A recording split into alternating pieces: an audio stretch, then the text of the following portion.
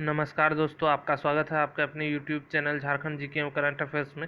तो दोस्तों, Jharkhand excise constable का जो एग्ज़ाम होने वाला है उसमें ज़्यादा टाइम अब बचा नहीं है। तो हम लोग बात करेंगे झारखंड एक्साइज कांस्टेबल का पेपर 2 का। तो जिन्होंने पेपर 2 में हिंदी रखा है उन्हें मैं बता दूं कि पेपर 2 में हिंदी 2 भागों में बटा हुआ है। एक है कृतिका भाग 2 और दूसरा है क्षितिज भाग 2। तो आज हम लोग किसकी बात करेंगे? क्षितिज भाग 2 की। और दोस्तों, कृतिका भाग 2 के जितने भी चैप्टर हैं वो मैंने पहले ही बता दिए हैं, तो आप वो प्लेलिस्ट में जाके देख सकते हैं। ठीक है दोस्तों, तो आज हम लोग बात करेंगे क्षितिज भाग 2 की। और क्षितिज भाग 2 में एक चैप्टर है नेताजी का चश्मा। ठीक है, तो आज हम लोग मुख्यतः इसी की बात करेंगे। ठीक है दोस्तों, तो चलिए शुरू करते हैं। तो दोस्तों, जिन्होंने अभी तक मेरे चैनल को सब्सक्राइब नहीं किया वो प्लीज़ मेरे चैनल को सब्सक्राइब कर लीजिए और लाइक और शेयर करना ना भूलें। ठीक है दोस्तों, ये चैनल के लिए काफ़ी ज़रूरी है। और बेल आइकन को भी दबा लें जिससे नई वीडियो जैसे ही अपलोड हो आप तक नोटिफिकेशन जल्दी पहुंच सके। ठीक है, तो दोस्तों हम लोग आज बात करेंगे गद्य खंड की। क्षितिज भाग 2 में गद्य खंड है, मतलब इसमें कहानियाँ हैं।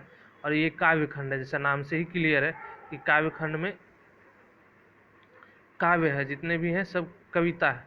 ठीक है, तो आज हम लोग मुख्यतः बात करेंगे नेताजी की चश्मा की, जो गद्य खंड का चैप्टर है। ठीक है दोस्तों, तो चलिए शुरू करते हैं आज का जो नेताजी का चश्मा है इसे। तो दोस्तों, आज का पहला क्वेश्चन है कि स्वयं प्रकाश का जन्म कब हुआ?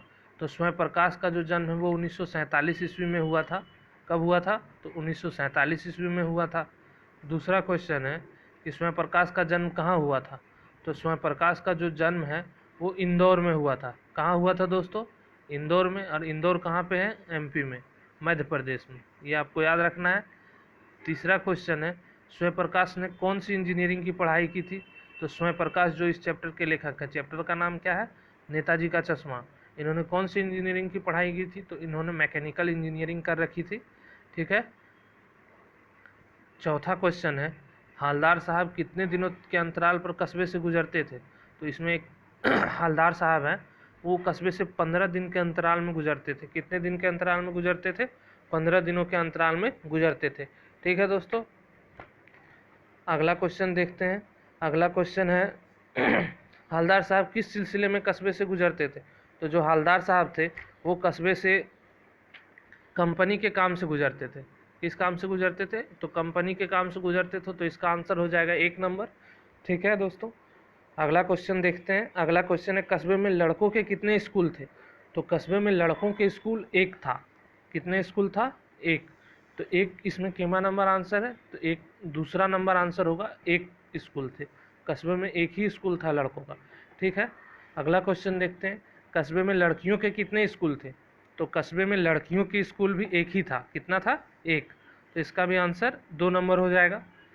8वां क्वेश्चन देखते हैं। 8वां क्वेश्चन है कस्बे में किस चीज़ का कारखाना लगा हुआ था? तो कस्बे में सीमेंट का कारखाना था। ये ज़्यादा बड़ा कारखाना नहीं था, छोटा मोटा कारखाना था जो कस्बे में लगा हुआ था।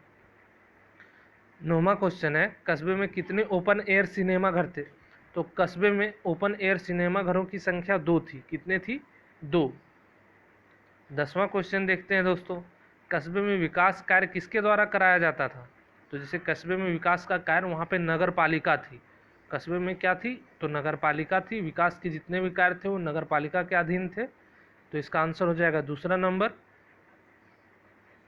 11वां क्वेश्चन है नगर पालिका ने मुख्य बाजार के मुख्य चौक पर किसकी प्रतिमा लगवाई थी? तो जैसा कि चैप्टर के नाम से ही क्लियर है कि नेताजी का चश्मा चैप्टर का नाम है, तो नगर पालिका ने मुख्य बाजार के मुख्य चौक पर किसकी प्रतिमा लगवाई थी? तो नेताजी की, नेताजी सुभाष चंद्र बोस। ठीक है, इसका आंसर 1 नंबर हो जाएगा। 12वां क्वेश्चन देखते हैं। 12वां क्वेश्चन है नेताजी की प्रतिमा किस पदार्थ से निर्मित थी? तो जो नेताजी की प्रतिमा थी वो संगमरमर से निर्मित थी। इसे किसने बनवाया था? तो नगर पालिका के द्वारा बनवाया गया था। ठीक है दोस्तों, अगला क्वेश्चन देखते हैं। नेताजी की प्रतिमा कितनी ऊंची थी? तो नेताजी की जो प्रतिमा थी वो नगर पालिका के द्वारा चौक में स्थापित की गई थी और उसकी ऊंचाई 2 फुट थी, लगभग 2 फुट थी। इसका आंसर हो जाएगा दूसरा नंबर, 2 फुट। ठीक है, अगला क्वेश्चन देखते हैं। अगला क्वेश्चन है प्रतिमा में नेताजी ने कैसी वर्दी पहन रखी थी? तो जो प्रतिमा बनाई गई थी किसके द्वारा बनाई गई थी? तो नगर पालिका के द्वारा बनाई गई थी। और कहाँ पे स्थापित की गई थी? तो चौक पे स्थापित की गई थी। और उसमें नेताजी ने कैसी वर्दी पहनी थी? तो उन्होंने फौजी की वर्दी पहनी थी, जो कि मुख्यतः हम लोग देखते हैं कि नेताजी फौजी ही वर्दी में नज़र आते हैं जहाँ भी चौक चौराहे में होते हैं। तो इसका आंसर हो जाएगा 4 नंबर, फौजी की वर्दी। 15 क्वेश्चन है, दिल्ली चलो किसका नारा था? तो दिल्ली चलो नेताजी का नारा था, नेताजी सुभाष चंद्र का नारा था दिल्ली चलो। 16वां क्वेश्चन है, प्रतिमा का कौन सा भाग संगमरमर का नहीं था? तो प्रतिमा का चश्मा संगमरमर का नहीं था। ठीक है, तो इसका आंसर हो जाएगा 4 नंबर दोस्तों, कि प्रतिमा का कौन सा भाग संगमरमर का नहीं था, तो इसका आंसर हो जाएगा चश्मा। ठीक है, आगे बढ़ते हैं। 17 नंबर क्वेश्चन है, हालदार साहब चौराहे पर क्या खाने के लिए रुकते थे? तो हालदार साहब कितने दिनों में चौराहे से गुजरते थे? तो 15 दिनों में गुजरते थे, और वो चौक पर पान खाने के लिए रुकते थे। क्या खाने के लिए रुकते थे? पान। ठीक है, आपको याद रख लेना है कि पान खाने के लिए रुकते थे। 18वां क्वेश्चन है, हालदार साहब किस वाहन से कस्बे से गुजरते थे? तो हालदार साहब कंपनी के काम से कस्बे से गुजरते थे, और कहाँ रुकते थे? चौक में। क्यों रुकते थे? पान खाने के लिए। और वो किस वाहन से गुजरते थे? तो वो जीप से गुजरते थे, उनके पास जीप हुआ करती थी, तो वो जीप से गुजरते थे। ठीक है। 19वां क्वेश्चन है कि हालदार साहब ने नेताजी की प्रतिमा में हर बार क्या नया देखा? तो हालदार साहब ने नेताजी की प्रतिमा में हर बार नया देखा चश्मा, क्योंकि हर बार नेताजी का जो चश्मा था वो बदल जाता था। 20वां क्वेश्चन है, हालदार साहब ने उत्सुकतावश नेताजी के चश्मे के बारे में किससे पूछा? तो हालदार साहब ने उत्सुकतावश नेताजी के चश्मे के बारे में पान वाले से पूछा, क्योंकि वो उन्हीं के पान की दुकान पर रुकते थे, तो उन्हीं से उन्होंने पूछा कि चश्मा क्यों बदल जाता है। 21वां नंबर क्वेश्चन है, नेताजी का चश्मा हर बार कौन बदलता था? तो नेताजी का जो चश्मा था उसे हर बार कैप्टन चश्मे वाला बदलता था। कौन बदलता था? कैप्टन चश्मे वाला, तो उसका नाम ही था कैप्टन चश्मे वाला। ठीक है, तो अगला क्वेश्चन देखते हैं दोस्तों, 22वां नंबर। 22वां क्वेश्चन है, नेताजी की मूर्ति के नीचे क्या लिखा हुआ था? तो नेताजी की मूर्ति के नीचे लिखा हुआ था मूर्तिकार मास्टर मोतीलाल। मूर्तिकार मास्टर मोतीलाल, इन्होंने ही वो जो स्टेचू था, मतलब प्रतिमा थी, उसे बनाया था, तो उन्हीं का नाम लिखा हुआ था। किसने बनाया था? तो ये क्वेश्चन बहुत ही इंपॉर्टेंट हो जाता है। नेताजी की जो मूर्ति थी उसने किसने बनवाया था? तो बनाया था, मतलब जो उसका मूर्तिकार था कौन था? तो उसका मूर्तिकार हो जाएगा मूर्तिकार मास्टर मोतीलाल। ठीक है, ये याद रख लेना है क्योंकि ये चैप्टर से रिलेटेड है। ठीक है। 23वां नंबर क्वेश्चन है, हालदार साहब की नज़र में कैप्टन चश्मे वाला कैसा व्यक्ति था? तो हालदार साहब की नज़र में कैप्टन चश्मे वाला एक देशभक्त टाइप व्यक्ति था। ठीक है, अगला क्वेश्चन देखते हैं दोस्तों, 24वां नंबर क्वेश्चन है, कैप्टन चश्मे वाला कैसा व्यक्ति था? जो कैप्टन चश्मे वाला था वो फिजिकली कैसा व्यक्ति था, यहाँ पर होना चाहिए, तो वो होगा बूढ़ा एवं लंगड़ा। ठीक है, इसका आंसर 4 नंबर हो जाएगा। वो बूढ़ा भी था और लंगड़ा भी था। ठीक है, उसका नाम क्या था? तो कैप्टन चश्मे वाला था। यही था जो हर बार नेताजी का चश्मा बदलता था। ठीक है। 25वां नंबर क्वेश्चन है, कैप्टन चश्मे वाले की दुकान कैसी थी? तो कैप्टन चश्मे वाले की दुकान फेरी की थी, मतलब वो फेरी करके बेचता था। ठीक है। 26वां नंबर क्वेश्चन है कि किसकी मृत्यु पर हालदार साहब दुखी हुए? तो कैप्टन चश्मे वाले की मृत्यु पर हालदार साहब दुखी हुए। ठीक है, इसका आंसर हो जाएगा 3 नंबर।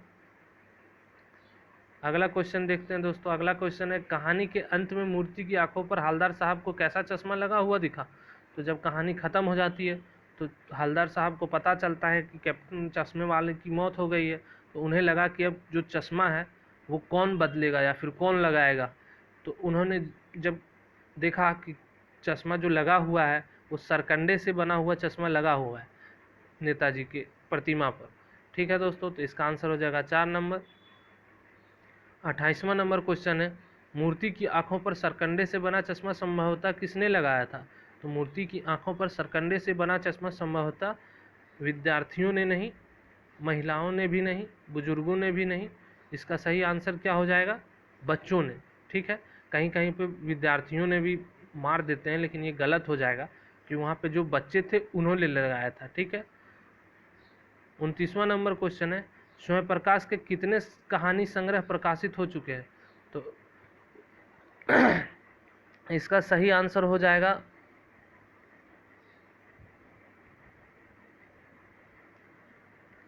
13।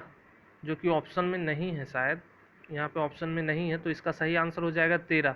स्वयं प्रकाश के कितने कहानी संग्रह प्रकाशित हो चुके हैं? तो 13। मतलब ये भी नहीं होगा, ये भी नहीं होगा, ये भी नहीं होगा, ये भी नहीं। तो ये आपको याद रख लेना है कि स्वयं प्रकाश की जो कहानी संग्रह है उन्हें 13 खंडों में प्रकाशित किया गया है। कितने खंडों में? 13 खंडों में। ठीक है। 30वां क्वेश्चन है कि स्वयं प्रकाश ने किन उपन्यासों की रचना की है? तो स्वयं प्रकाश ने 2 उपन्यास थे मुख्यतः उनके जो काफ़ी प्रमुख हैं, एक है ईंधन और दूसरा है बीच में विनय, अर्थात इसका आंसर हो जाएगा 3 नंबर। क्या हो जाएगा? ये दोनों से तात्पर्य किससे है? एक है ईंधन से और दूसरा है बीच में विनय।